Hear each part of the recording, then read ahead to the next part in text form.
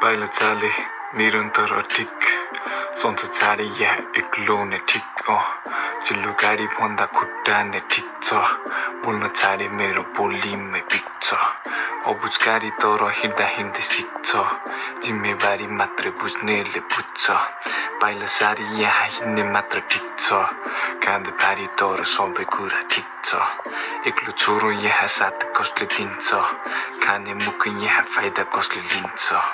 कालो कोरो यहाँ पैसा कसले चिन्छ हिँडिरहेको बेला हात कसले दिन्छ